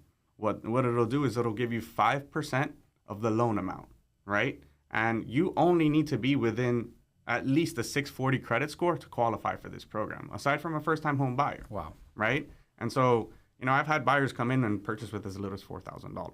Wow. On like a $230,000 purchase. $430,000 that they purchased came in with as little as like $7,500. And they do get closed very quickly. And the seller themselves doesn't really have to frown upon it because it's closed within the time frame that they want to go ahead and close it. So the Hometown Heroes program is something that is being funded by Florida State, aside from other down payment assistance programs.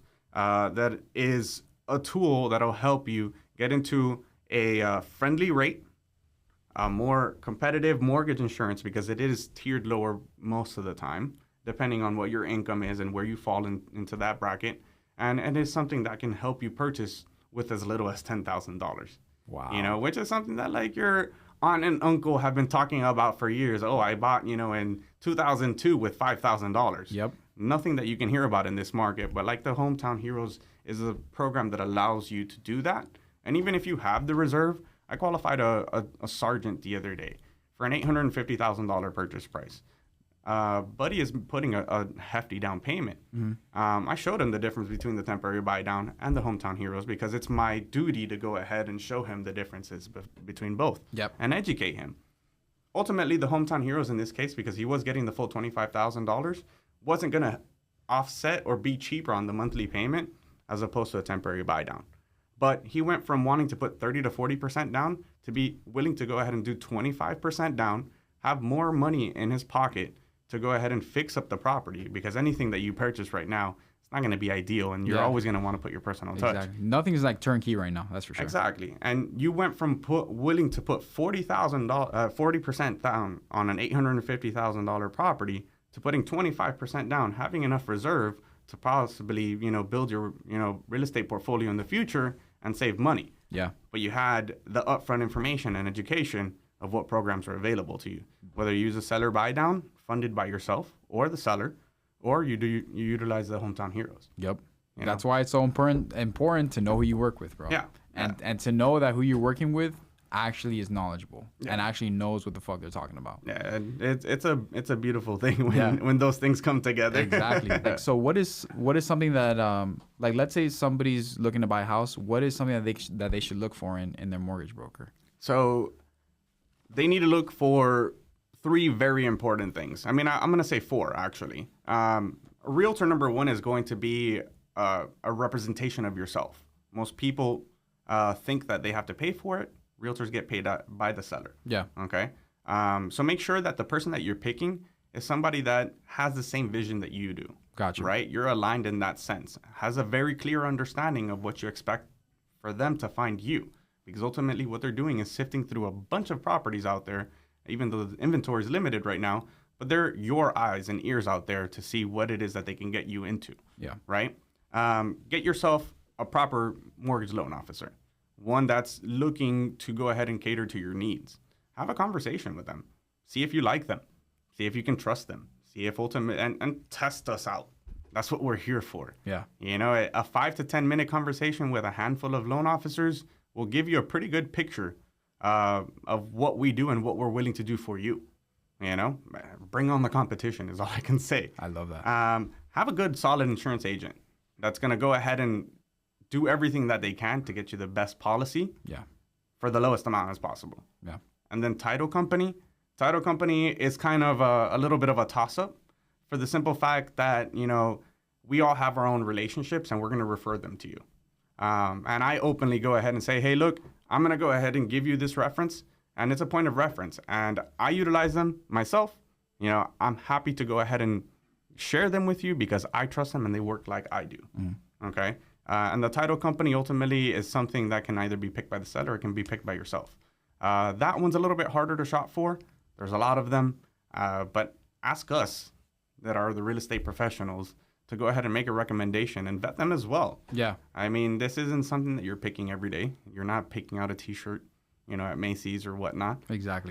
This is something that you're going to pick for essentially, it could be the next 3 to 5 years of your life, or it could be the next 30. Yep. Depending on which perspective you're walking into it. Yep. Whether you're a first-time home buyer or an investor. If you're an investor and you don't have a relationship with, you know, any of these 4 mortgage professionals, then you need to reevaluate. Yeah, no, it's true, because at the end of the day, they're not gonna give you what they're gonna give themselves. Exactly. Yep. Exactly. And that's what you want out of somebody that you're working with, that they're gonna give you what they're gonna give themselves or their family. Yeah.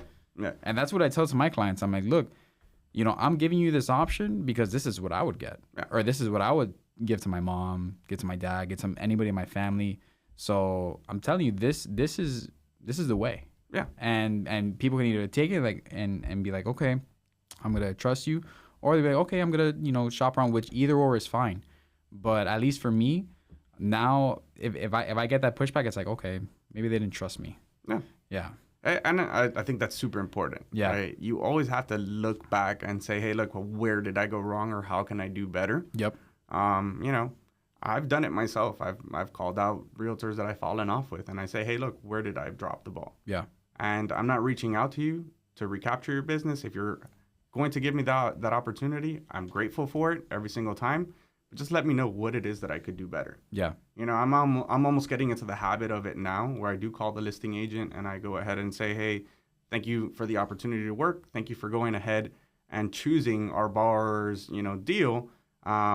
Throughout this process, I want you to know that this is my number, this is my contact. You may not be able to put a face to a voice, but you have my direct line. Wow. If you have any questions or concerns, give me a call. So long as I'm not disclosing my client's privacy, I'm happy to go ahead and give you a detailed, as much detail as on what's occurring on my side as possible. Yeah. Aside from the fact that I'm going to go ahead and blast you with emails. Yeah. You know? Exactly. But no other loan officers are doing that, because that just strengthens your relationship with the listing agent. Yeah. That strengthens your relationship with the agent that sent you the referral, and that's putting the buyer in a better position. Yeah. Like, okay, like everybody's on the same page, and we're all gonna get through this. Yeah, and that just makes the buyer so much more comfortable, and everybody that you work with knowing that you're all on the same page. Yeah. And there's transparency there.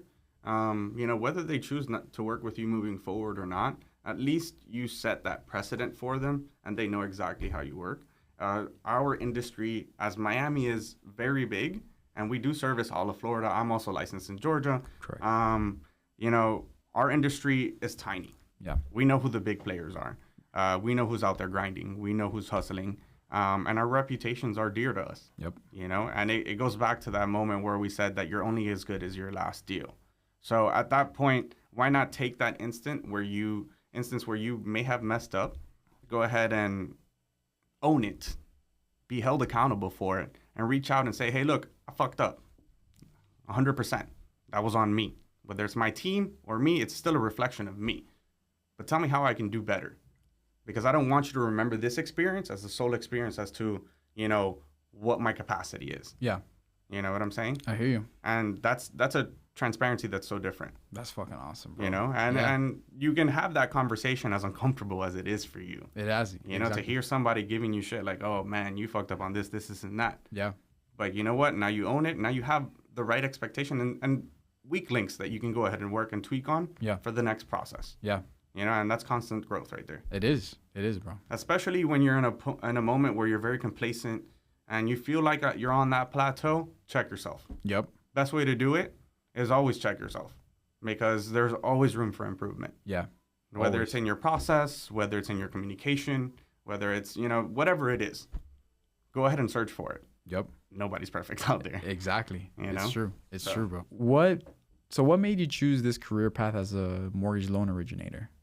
Funny enough, I'd never had it on my radar to become a mortgage loan originator, a loan officer, certified mortgage advisor, so many titles for the same shit. Yeah. Ultimately, what I find fulfilling in my life is to help people, right? Prior to getting into finance, I was actually pre-med. I graduated, did high school with college at the same time, graduated with an AA, and honestly, I never finished college. Same. Ultimately, I saw that I had strong work ethic and I was growing really quickly in the bank and in the finance industry. Yeah. I saw that creating relationships. I remember my first job as a 19-year-old. I got an amazing opportunity by my branch manager, who is my mama goose to this day. I may not keep in touch with her all the time. Yeah. She's one of the key players in the mentorship that I got growing up. Nice. Right? And Mother Goose took a chance on me. I actually applied as a teller because I felt like that's something that I could balance while, eventually going into med school. Math has always been easy. And then I just continued to grow there. And I kind of left the studies behind and prioritized the work side. Mm-hmm. And I saw that all of the relationships that I was creating and the network that I was investing my time into was really fulfilling for me. Yeah. Especially working in Westchester, which, if you're not familiar with Miami, you got a lot of like 50-50. You have a lot of interesting personalities there. Mm-hmm. There's a lot of people with money and deep pockets in there, and there's a lot of people with nothing. Yeah. Because a lot of people there live in efficiencies. Mm-hmm. And look, at the end of the day, you got to do what you got to do in this country, and you're pushing to strive and survive. Yeah.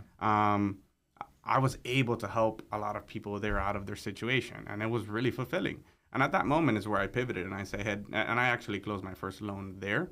Wow. And it was more of a processor role than it was an MLO because I was licensed through them, and I've been licensed since 2012. But didn't focus on it until, I got the opportunity and I got scouted by a direct lender, which was Caliber at the time. Got you. And so my why has always been to help people.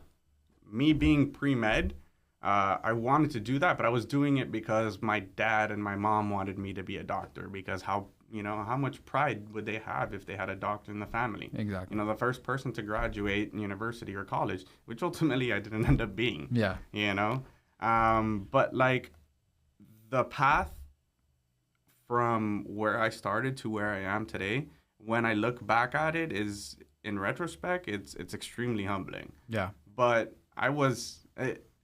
it's interesting to see how I was so true to myself and I got to shine so bright because I was empowered by the right mentors at that time. And eventually the ego sets in, the pride comes in, and a different type of pride where you're just like, all you're seeing it and you're monetizing the value of what it is, your value. You forget your why along the way, but like luckily life has, re-inspired me to go ahead and do that again. Hell yeah. And that journey to self-discovery has been hand in hand and reinvigorated the why in me, which is what I got into it for. And it's like, how can I help people? Yeah. Because coming from a world where we're trying to be kept financially illiterate, I want to make sure that I'm a beacon to go ahead and help them attain whatever goal it is they are. I love Even that. if it's all I'm doing is helping you fix your credit. Yeah. And you decide to go elsewhere because you got a better opportunity elsewhere, what have you. I still went ahead and planted a seed. Yep. And was part of the process for you to get to where you want it to be. Exactly. So, and you impacted that person's life. The impact, it might seem small on somebody else's scale, but it's pretty grandiose to me. Yeah. And it's fulfilling for me, and that's how I go to sleep at night. I love that. Yeah. Like, we were built for community. Yeah. And the strongest reminder that I've gotten from 2022 is to remember to go ahead and service my community. Correct. In the way that I can. Yep. And make sure that I pour the love that I have into it. Yep. Yeah. For me, it's in the way that I can. Yeah. No, for me, it's take care of yourself, take care of your family, and then take care of your community. Yeah. That's it. Yeah. Those Amen, are the steps. Yeah. Those are the steps that I'm on right now. Taking care of myself. And then once I take care of myself, I get my finances right, I get my health right, I get everything right. Take care of my family. Once I got my family set up, then take care of my community. Yeah. Because my community, definitely shaped the person that I am today and continues to shape me. Like, bro, shout out Color Bay. Shout out, bro. Kendall Birds. Exactly, bro. Without your community, whatever community it is for you. Exactly. That empowers you to truly thrive and be yourself. Yeah. And embraces you for exactly who you are. That's your community. Yep. We were built for it. Exactly. And there's no denying that. Yep. No denying it. It's true, bro. It's true. Yeah, that's my why. I mean, that's why I got into the business. That's what's led me to this point today. And like I said, it's been filled with roller coaster rides, with, bumps in the road. Hasn't all been success. Has been empowering, has been humbling, but it's been a beautiful course so far, and I'm excited to see what the next decade holds, what the next 20 years hold, and what else can be done. It's going to be an interesting landscape, I think, moving forward. For sure. And I think that what 2022 did for a lot of us was weed out those that want to play in this game for a long time and those that aren't meant for it. Yep. This isn't. If you're a brand new loan officer coming into it this late into the game, I mean, the reality is that we see it as late into the game, but this is a whole new world for you to grasp. What type of advice would you give to a new loan officer coming into the game? New loan officer, anybody new to the industry, is stick to the basics, communicate well, communicate effectively. Yeah. It's incredible how many times a referral partner will tell you, "Oh my God, I'm so happy that you picked up the call." And it's Saturday at 3 p.m. Mm-hmm. And it's like, it's Saturday at 3 p.m. Like, why wouldn't you pick up the call? Yep. I listen, I'm all for boundaries. And at the same time, it's like my partner has to understand that this is what I do and this is what put food's on the table. Mm-hmm. So there is a time and place where I can say, hey, look, I'm not going to pick up, but it's a quick text. Exactly. Hey, look, I'm with my family right now. Can I go ahead and call you at this time? Exactly. And it's really simple. Yeah. And set your boundaries, set the expectation, be really, really, really high on prioritizing communication because nobody else is doing it.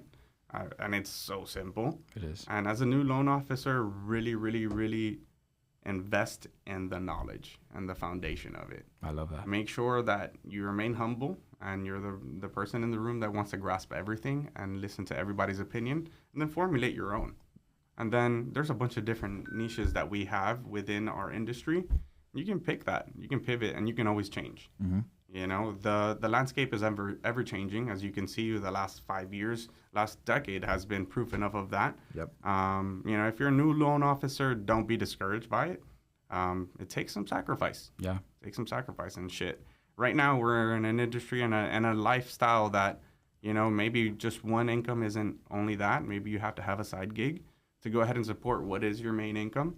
But sacrifice is beautiful and can be teaching you a lot of things in this life. And if you're a new loan officer and you want to go ahead and play the long game, then be sure to do the things that you do best really, really well. I think that there was, I can't remember where I grasped this model from, And I think that this was probably like from a coaching seminar that I went to. 100% of the process isn't something that you're going to be able to go ahead and control. There's 20% of the process that you have to do really, really, really well. Yep. There's an 80% that falls on somebody else. Okay. Who that other person is going to be can be or may not be up to your decision. Can you communicate and walk them through it and set the right expectation as to what it is that you need to go ahead and continue to do your 20% really, really well? You know, you can. Everything is moldable, interchangeable, and you can always play those parts. Yeah. Through your career as a loan officer, I think that those things are going to change, and it's going to mold with the time and what your interests are going to be. Yeah. So, but just focus on what you do really, really well. If what you really enjoy doing is having a conversation with every single client all the time, then do that. Exactly. And be really great at it. Yeah, and build off it. And build off of that. Yeah. Because life and the experiences that you go through will go ahead and kind of push you in the way that you need to go ahead. Exactly. So. It's crazy. Like, even for me, like, I've been seeing even the time that I put in work in the office that nobody really sees, and then when I go out and network, it's like, man, the people that I wanted to be in front of, all of a sudden they just pop up. Yeah. Or they just hit me up. One way or another, I'm in contact with them, and it's just crazy how when you actually do what you say you're gonna do and do those actions, do things with intention. Yeah, and you do those actions with the right intentions, you're gonna get the right results and the results that you want. It's energy attracts energy. Yep. Always, right? Yep. And manifestation will go up to a certain part because manifestation also has to go hand in hand with action. Exactly. Right? And discipline. Yeah. Which easier said than done. So any new loan officer definitely has to look at it from that perspective. You know, you want all of these great things, but, you know, start counting those small wins. Not every win has to be like this huge thing for you. Yeah. You know, and even a seasoned loan officer has to go ahead and understand that. Anybody in this industry, you know, sometimes your win is the fact that it doesn't always have to be a brand new contract, but it can be something as simple as like, shit, your buyer agreed to get pre-approved. Yeah. No, it's true. You know, it's and true. It's really that simple. Yeah. Small wins amount to the big ones, and give yourself grace. You know, take it step by step. It's a lengthy process. This is a long game, not a short game. Yep. Real estate is always for the long haul. For sure. You know, if you're looking for something quick, then maybe this isn't for you. You should just play the lotto. Yeah. Do your thing. Exactly. More power to you. Yeah, man. No, but this is definitely for the people that are in it for the right reasons and are in it for the long haul. Because, I mean, me personally, I've been in the insurance industry for 9 years. Yeah. And I've really seen the fruits of my labor these last like 2 or 3 years. Yeah. So it took 6 years of learning, networking, grinding, staying up till late as fuck, you know, trying to get to everybody. It took all that. And then after that, 3 years, boom. I think that's probably what brought us together the most. We have similar work ethics. We have a similar upbringing, you know, like on the personal side as well. Mm-hmm. You know, like I worked with your uncle for a little bit as well. Yeah. And it's interesting to know that like you were in the picture, but not in the picture, but like life still brought us together. Yeah, exactly right. That's so crazy, bro. And that's the thing that I really wanted for myself. And that's a big reason why I left, because bro, I had met you, I had met a bunch of other really cool ass people, but the only way that you guys knew me was by Danny's nephew. Yeah. And I hated that. I was like, bro, I fucking hate, like, I want these people to know me. So that's as soon as I started thinking that way, shit just started aligning, and then I got contacted from the people that I work with now, and then everything just came full circle, bro. Yeah. Like, it's crazy. It's crazy. Yeah, the interesting part is how you can be in somebody's shadow for so long. Yeah. But the moment that you make that decision to go ahead and turn on your own light, that shadow becomes non-existent. Yep. Because your path is now clear. Exactly. You know what I'm saying? And that's what allowed ours to go ahead and align. Oh yeah, bro. So I'm super grateful for that. Yeah. I mean, I'm proud of all of these things that have occurred. So, you know, it's been a blessing. That's all we can go ahead and call it. Same, bro. Yeah, it's been definitely a blessing. It definitely, that was, I remember those times, and those were probably in the moment were my worst times. But now I look back and like, dude, that was my best times. Those were that, like, the day learning. Yeah, the day constantly. The day that I decided to leave was, in that moment, the worst day, the scariest day of my life. I didn't know what the fuck was gonna happen the next day. Yeah.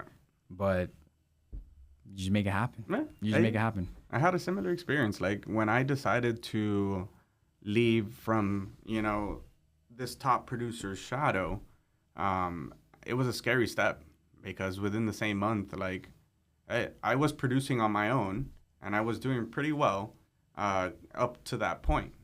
Being in somebody's shadow for that long creates a lot of comfort and a lot of stability. Yeah.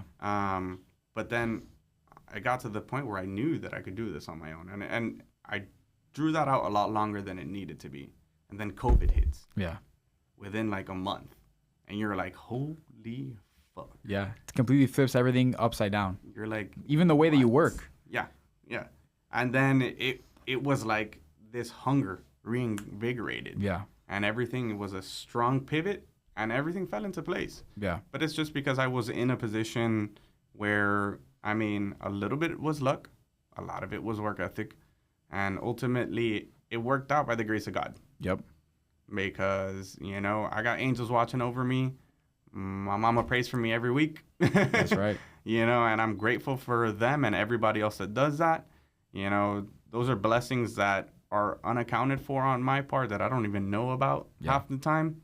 But, without it, I am nobody here. Exactly. Yeah. So, yeah. It's the same thing for all of us, bro. Without the people around us, without the blessings that they give and the experiences that we learn from them, like, bro, to go back, like, my dad now is, like, he has the answer to everything. And my mom and my dad. Yeah. Like, I go to both of them. I don't want my mom thinking I'm fucking focusing on my dad. But, bro, like, my parents, my mom and my dad, man, like, now at this age, the way that I look at them is just, like, anytime that I'm going through a rough patch or a rough season or whatever, I go to them. Yeah. I go to them and I go to God for answers too. And those are the true people that really, really care about you, that really love you. I can go, obviously it's not going to happen, but I can go like kill somebody and they're still going to love you, bro. Yeah, small disclaimer. Exactly, small disclaimer, yeah. But yeah, man, it's just surrounding yourself with more people like that. Well, everyone, that was episode 2 of Mind and Grind podcast. I hope you all enjoyed. Again, my name is Julian Manis, and remember, put yourself first, guys. Thank you.